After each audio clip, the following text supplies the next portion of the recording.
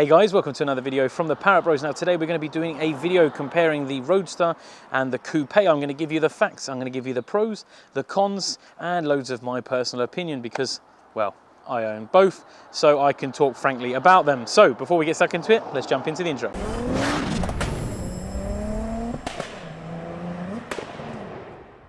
A Roadster is always something I've wanted to own. Now, it's not always the most practical because it only has 2 seats. In the winter, the rain on the roof is horrible. Obviously, it's a lot colder. It takes a lot to warm, same as in the summer. It takes a lot to cool, but it does also have its good parts. Now, the good part is if you don't like taking loads of passengers, you only have 1 spare seat. That's a good start. But then the Coupe has 4 seats, but 2 are only really usable unless you have 2 very small people to put in the back that don't mind sitting, like eating their knees. So from that perspective, actually, there's not too much of a difference. I tell you what, let's start with factual stuff before I blurt on about all the things I like and dislike and the funny things about these cars. What is different? Real technical stuff now. This one has a roof made out of metal. This one doesn't. See, you come here for the facts, I give you the facts. No, so this one has a convertible top, cabriolet, roadster, whatever you want to call it. It has a material top which will electrically, if your CCM isn't broken, will bring itself up and down. It has a wind deflector which comes up at the back, made out of glass, which is quite a snazzy touch. You don't have to put one of them foldy ones in that then takes up the whole back and ends up flying away if you don't put it in properly.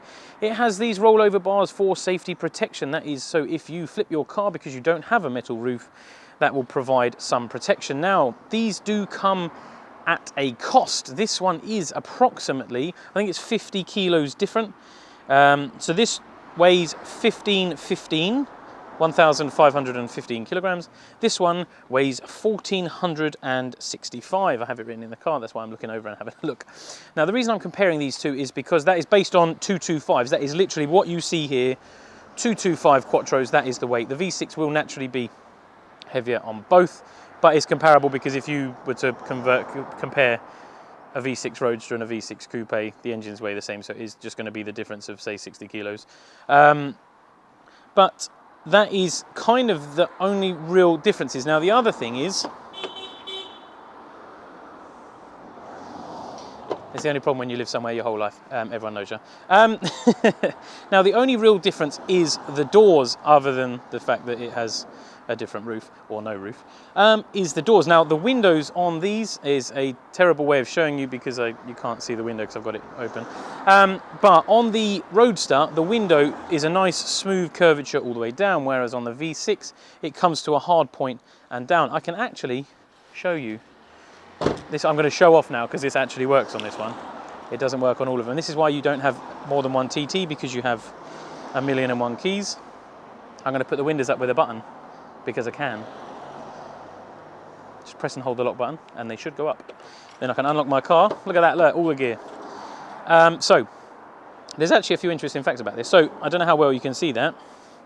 Start one at a time. So this window comes round and then comes to a hard point and goes down.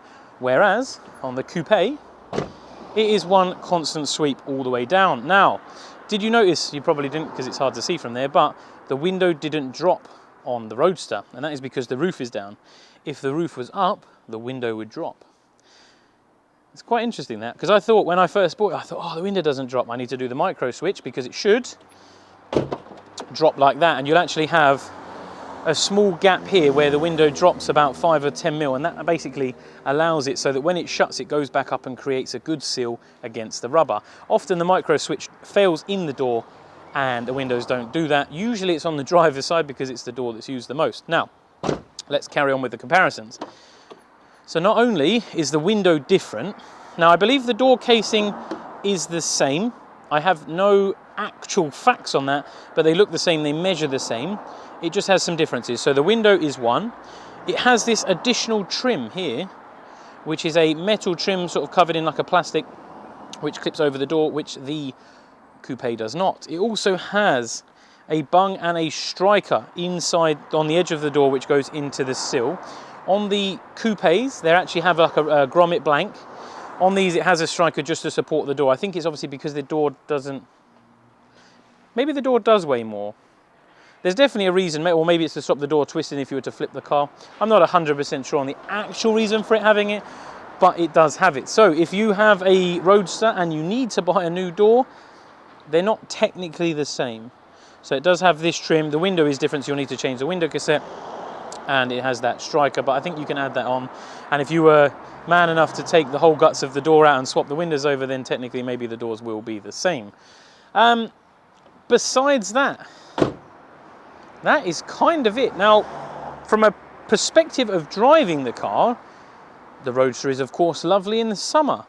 The Coupe is nice if your aircon works, which probably half TT owners don't have working aircon because 20 years old, something's going to have a leak, or the pump's going to fail, or the radiator's got a hole in or something. You never know. And that makes that a little bit formidable when it's really hot. So in, say, 25, 30 degrees sunshine, I know like twice a year in England maybe, it's lovely to have the Roadster, but you will burn your neck, the tops of your arms, your face, of course, but you get to be out in the breeze, lovely. And if you have a Coupe and you don't have aircon working, you're gonna die of heat exhaustion because air doesn't come through that tiny window. So they both have their drawbacks when it's really warm, but you got to give it to the Roadster. I mean, you don't buy a Roadster to drive around in the winter with the roof up with the heating on, do you? So from that perspective, very good. Now, when the Roadster was designed and built, it was actually built with a very, very strong core. So they've built specialist frame structural things, all kinds of things to make this as strong and as least flexible as possible, because if you've had a convertible, you're driving along, you go over the smallest bump, I mean, we can talk like literally a penny laying in the road, and usually you get this weird kind of wavy feeling, because what happens is the front twists, then the rear twists, and you get this weird, because it doesn't have the roof, you kind of, the front then the back, and it feels a bit, the first time you feel it, you're like, oh my God, what is that? It's like you've bought a cut and shut car and the front and the back isn't quite connected. But in the TT, it's actually not that bad. You'll notice it, but it's not that bad. If you've driven other convertibles, you'll appreciate how that is. Coupe, of course, doesn't do that. The handling on TTs is average from stock. It's not the best. There's definitely better platforms out there for handling, but they're not bad. Lowered a little bit, a few poly bushes, some other little tweaks, both very, very good cars. Now, your personal opinion, it is, of course, it is entirely up to you if you want to burn your head and your neck and your shoulders and your arms, or if you want a roof. Of course, it is your personal opinion.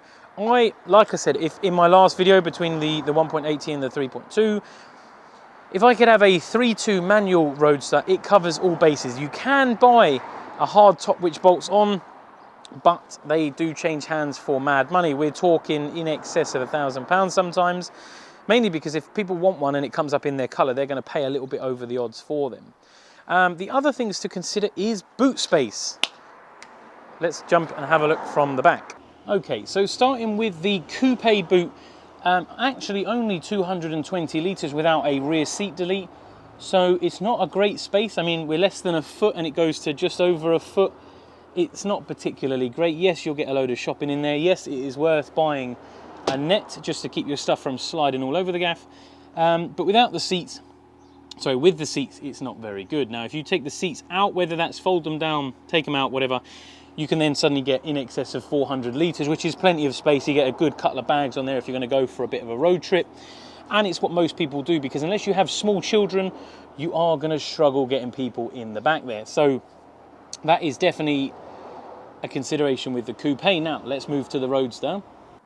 As boots go, the Roadster one isn't actually too bad. Again, it's got that same limitation of just under a foot to just over a foot, and then it has this weird cubby that goes underneath. But it's not too bad. It's only 40 litres less than a standard 225. You are limited in shape and space, but it is not actually that bad a boot. You'll get quite a bit of shopping in there, and it does have a weird cubby that goes underneath where the roof is stored. So for perspective of that, you'll actually get a couple of decent bags in here, but you don't have the back seats. You can't put anything on the back seats because the roof is in the way, so that is a problem. But it would not put me off, that's for sure. Yeah, so if you look here, I've actually got this rear light for demonstration. This light actually slides underneath that rear section. So there is a bit of space under there. It goes right under, probably about a foot, something like that. And then you also have a spare wheel hidden in here as well. The other notable facts are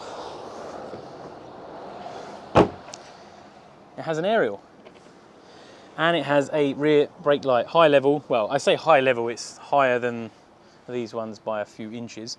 And it has this weird trim. Obviously the tailgate is different and this little trim with the rear brake light. But besides that, there isn't too much more to be different. The glass, like I said, this is, you can see a bit better now. It has a glass that comes up here. Should we show you? All full of technical knowledge here, look.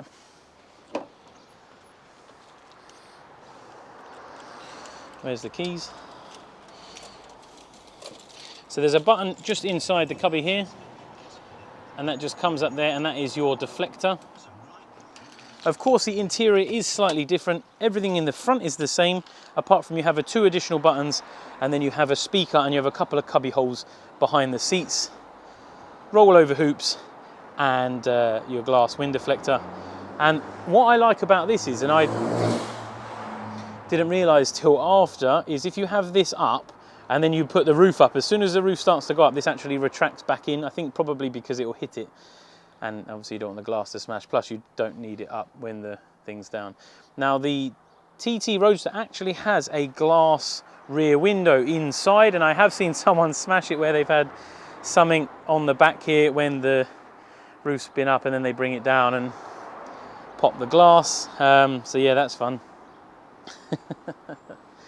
But yeah, the seats do still tilt forward and all of that good stuff.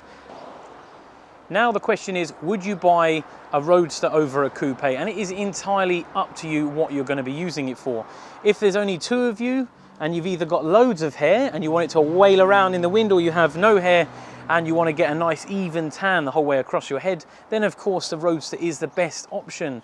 If you have a Coupe and it doesn't have aircon that works, or you don't want aircon and you want to sweat it out in the summer like a sauna, then the Coupe is definitely, of course, the one for you. Or you have really small children who don't need a car seat, or you can get a car seat that just about fits in the back and you don't have any luggage, then of course the Coupe is the one to go for. Both have their pros and cons. They both drive pretty much the same. Will you notice the difference in 60, 65 kilos? Probably not. The handling and the little bit of a shuffle that it has, yeah, you might notice that on the Roadster, but they are both brilliant cars and I love them. I drive, basically, if it's sunny, I take that. If it's not sunny, then I toss between this and the V6. To be honest, it's kind of like a keys in the bowl and just pick one, and it's like, which one am I driving today? But there, that is a loose discussion about the differences between the Roadster and the V6. I hope you found that interesting, at least. Let me know what you prefer. What do you own? Do you own a Roadster? Do you own a V6? Is there any other different things that I've not mentioned? Because it's entirely possible. But until the next one, guys, bye for now.